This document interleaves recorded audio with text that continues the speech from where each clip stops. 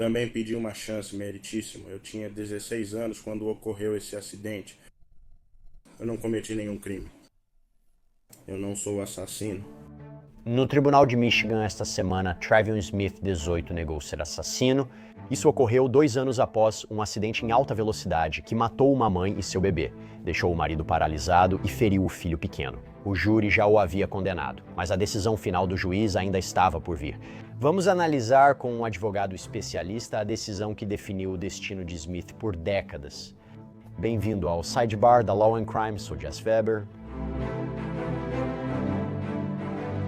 O silêncio era total no tribunal do condado de Macomb quando Trevion Smith, de 18 anos, se levantou para falar diante do juiz James Biernat com seu futuro em jogo. E, em um apelo final, Smith tentou se distanciar do rótulo de assassino. Eu não sou assassino de nenhum tipo. O senhor conhece meu coração, meritíssimo, e com todo respeito, espero que ele também o ajude a entender isso. Mas minutos depois, o juiz pronunciou as palavras que vão definir o resto da vida de Smith, uma sentença de prisão que se estende por décadas em sua vida adulta. Mas para entender como chegamos a este momento, sobre o que estamos falando, precisamos voltar 2 anos.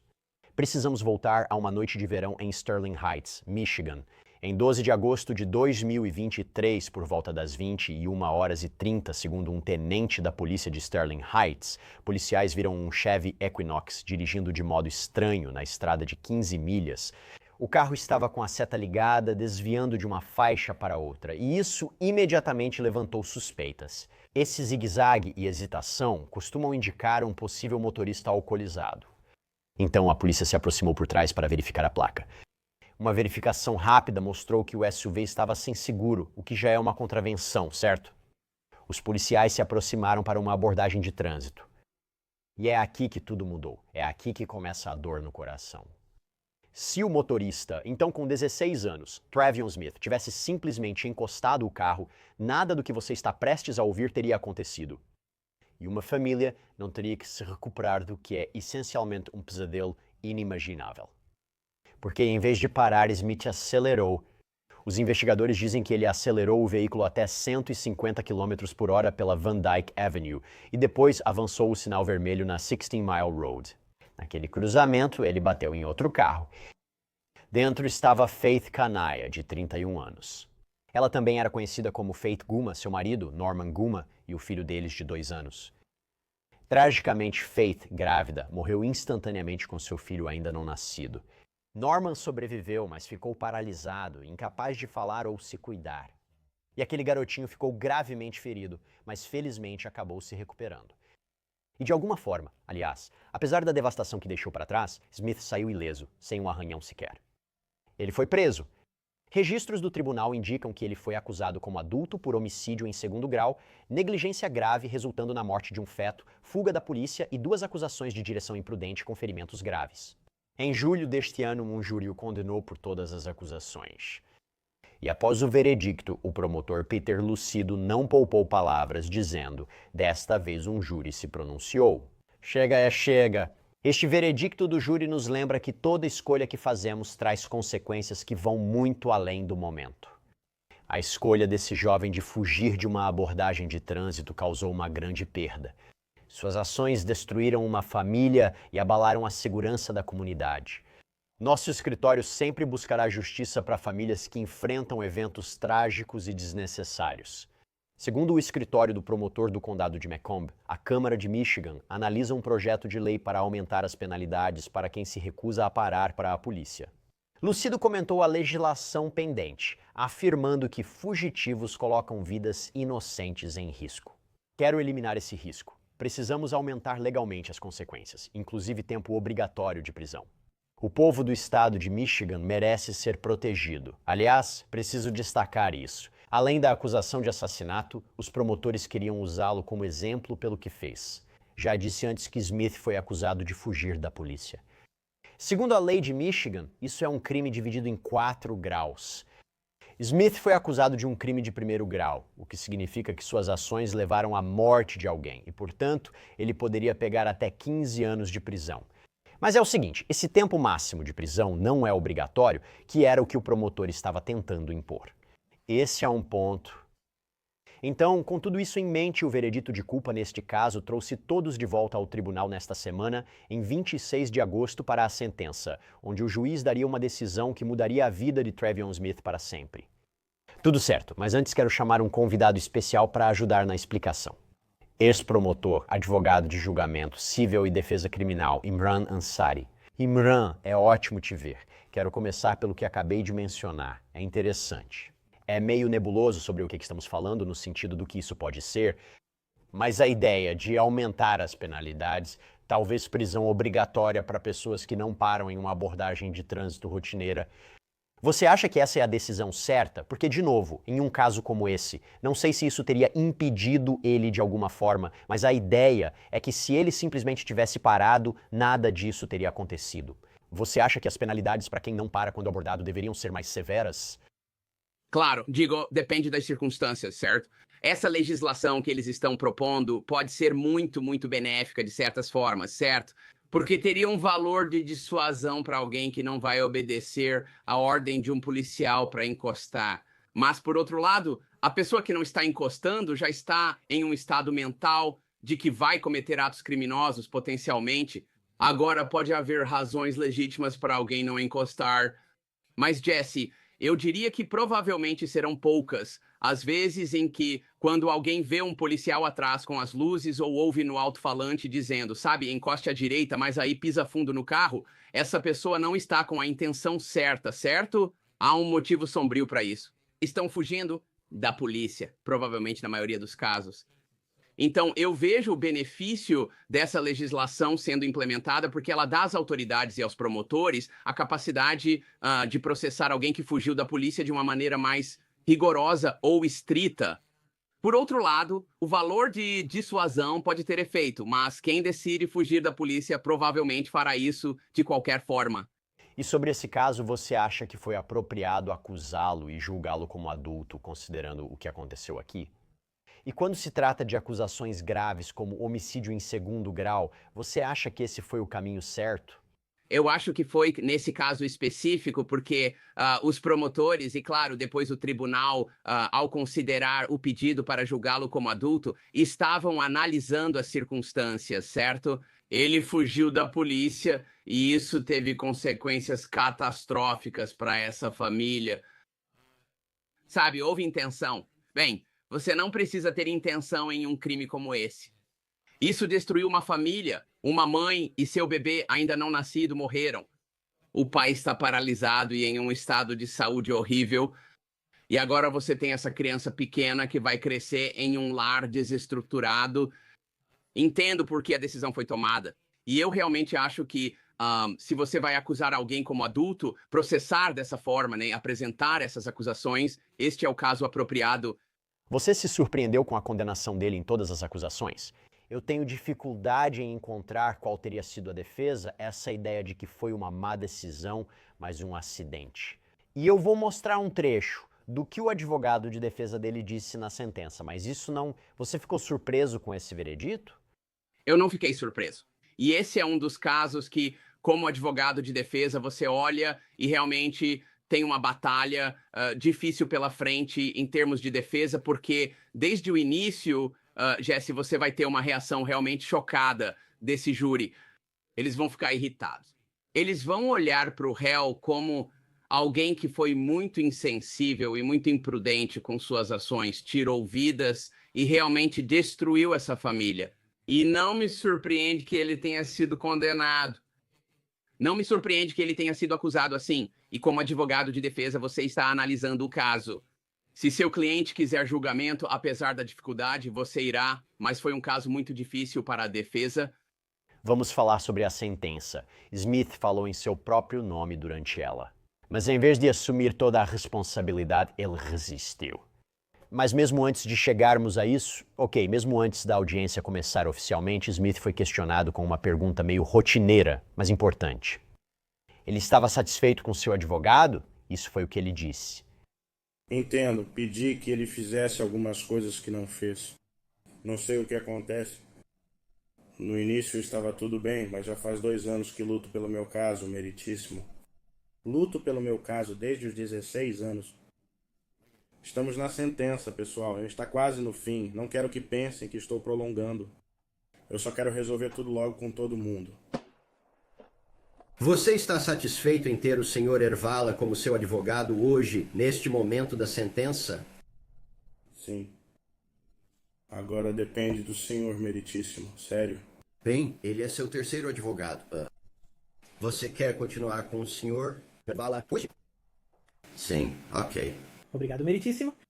Ok, então, antes de tudo, qual é a importância legal quando um juiz pergunta a um réu se ele está satisfeito com seu advogado, se ele se sente bem em ser representado por ele durante a audiência de sentença? Aqui o réu basicamente disse que ele poderia ter feito mais petições por mim, mas não fez. Qual deve ser a ação do tribunal agora? Bem, certamente você vê esse réu talvez sendo esperto o suficiente para preparar uma contestação à condenação e depois a sentença, talvez alegando assistência ineficaz de advogado e também uma possível questão recursal. Sim, questões recursais, mas mesmo antes do recurso pode ser que ele consiga outra advogado para apresentar uma moção para anular o veredicto e contestar a atuação do seu advogado desde o início. E certamente, então, em um recurso completo do caso, essa seria uma das questões recursais que ele pode querer levantar. Então, ele está claramente, neste momento, criando um registro de que talvez não tenha ficado totalmente satisfeito com a representação. Isso pode gerar questões em apelação e moções pós-julgamento. O tribunal deveria ter impedido que essa sentença avançasse? Acho que disseram que esse era o terceiro advogado dele. Ou o tribunal simplesmente diz: olha, estou ouvindo o que você está dizendo, mas você está me dizendo para seguir em frente mesmo assim. Ou você está dizendo, sabe, agora é isso que temos. Eu realmente não sei o que o tribunal deveria fazer além de continuar com a audiência. E Jesse, você faz um ótimo ponto sobre isso, sabe? Ele teve vários advogados, esse sendo talvez o terceiro advogado dele, no caso. Em algum momento, o juiz terá que encerrar isso para um réu. Se já há condenação e veredito do júri estando na fase de sentença, nem sempre se trata do réu, certo? Sabe, você precisa ter justiça e um desfecho para essa família. E eu acho que é nisso que o juiz está pensando aqui. Eles estão tipo, tudo bem, você pode levantar essa questão, levante no recurso. Nós vamos seguir com a sentença. E sabe, certamente há um padrão aqui com esse réu. A paciência do tribunal pode ter acabado nesse ponto. Agora, essa audiência de sentença começou, e começou com declarações comoventes das vítimas, que foram lidas em voz alta pelo promotor. E isso mostra a profundidade dessa perda, o efeito dominó que esse acidente causou na família de Faye Norman. Amigos descrevem Fé como uma luz em suas vidas, uma esposa e mãe dedicada cuja vida, assim como a do filho que ela esperava, foram tiradas em um instante. Os ferimentos de Norman, que o impediram de se mover ou falar, foram considerados um destino pior que a morte. O filho pequeno perdeu totalmente a presença dos pais em sua vida. E depois dessas declarações de impacto, o advogado de Smith se levantou e tentou fazer qualquer apelo possível por misericórdia. Ele apresentou um quadro bem diferente. Foi um acidente, não um assassinato planejado. Ninguém, quero dizer, já vi casos muito mais horríveis do que este em relação a assassinato também. Travion é um garoto de 16 anos que respeita a lei. Ele não tem nenhum antecedente, absolutamente nada, nem mesmo multas de trânsito. Travion nunca teve nenhuma má intenção contra a família Kenaya ou contra qualquer outra pessoa. Mas o promotor rapidamente rebateu o argumento da defesa, não mediu palavras e destacou que as declarações de Smith, suas tentativas de proteger seus próprios direitos, não mudavam o fato de que ele havia destruído uma família. Sua conduta matou uma mulher e seu filho ainda não nascido. Você é um assassino. Meritíssimo. O réu quer proteger seus direitos, mas nem consegue levar sua fé para a família. Ele nem consegue expressar suas condolências sem imediatamente voltar o assunto para si mesmo. Esse é alguém com quem não precisamos nos preocupar no futuro. E finalmente chegou a vez de Smith falar ao tribunal. E enquanto ele oferecia o que poderia ser considerado um pedido de desculpas parcial, logo mudou o foco para si mesmo. Primeiro, envio minhas mais sinceras condolências à família Kenaya. e desejo a Faith Kenaya, Chris e Senhor pedir ao meu advogado para entrar com uma petição para preservar meus direitos e peço respeitosamente que isso seja... desculpe, meritíssimo. Estou um pouco nervoso. Eu não cometi nenhum crime. Então, não consegui entender por que isso aconteceu. Então, realmente nem entendo por que me seguiram em primeiro lugar, meritíssimo. Eu não sou assassino de nenhum tipo. Ele pediu ao juiz para ignorar o veredicto e conceder novo julgamento. O que aconteceu? O juiz James Biernat deu a sentença. 25 a 40 anos de prisão. Imran, vou te passar. Você acha que essa sentença é adequada? Quanto tempo ele deve cumprir? Não parece que qualquer coisa que ele pudesse ter dito ou que o advogado de defesa pudesse ter falado teria realmente mudado isso de alguma forma. Quer dizer, talvez eu esteja errado. Sim, eu concordo, Jesse. Sabe, a defesa teve que... Você sabe, eles vão vir, depois dessas declarações de impacto das vítimas, o que é uma coisa muito difícil de fazer para um advogado de defesa quando você tem um caso tão carregado de emoção como esse, com uma perda de vida tão trágica. Sabe, em um caso como esse, você vai ter que tentar argumentar que foi um acidente, certo? Mas esse é um acidente que está fora do âmbito da negligência, que os promotores realmente analisaram. O júri analisou esse caso e concordou que isso vai muito além de um simples acidente e que foi um ato criminoso. Mas a defesa tinha pouco a fazer aqui. E aí você tinha o réu, certo, que realmente não estava oferecendo muita simpatia pela família. Ele realmente não demonstrava muito para indicar que sentia remorso por suas ações. E isso vai ser levado em consideração quando o juiz, no final das contas, for tomar a decisão sobre a sentença aqui. E é isso que vemos aqui. Na verdade, quero voltar e olhar a foto da ficha criminal deste réu. E se você olhar para a foto da ficha criminal deste réu, mesmo naquela época, logo após essa tragédia horrível, ele meio que está com um sorriso de deboche. E eu acho que isso meio que se manteve durante o julgamento, durante a acusação e, no final, na forma como ele se dirigiu ao tribunal. Não me surpreende que ele tenha recebido essa pena e acho que cumprirá toda a sentença. Olha, pense na devastação que ele deixou para trás. E a gente fala sobre quaisquer fatores atenuantes que possam existir. Ele não se ajudou. E há um limite para o quanto o advogado pode controlar o que o cliente diz, certo? Um cliente pode perguntar: o que aconselha eu dizer? Devo falar algo? No fim, cabe ao réu falar o que quiser, se o juiz permitir. Por isso, é fundamental conhecer seu cliente.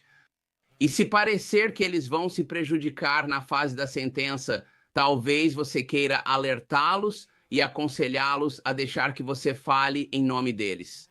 Mas, no final das contas, novamente, a decisão é deles. Se eles quiserem se dirigir ao tribunal, você não pode impedir isso. Você só espera que eles se dirijam ao tribunal e às famílias das vítimas mostrando algum remorso após a condenação, sabe? Certamente. Porém, se houver, estou tirando isso deste caso, mas em um cenário em que você vai apelar da condenação e manter a inocência do seu cliente, você vai orientá-lo ou orientá-la a se dirigir ao tribunal de uma certa maneira ou talvez nem falar. Mas, neste caso, você espera que o réu se levante e olhe para o júri, olhe para o juiz, olhe para a família e indique que está, de certa forma, arrependido por suas ações.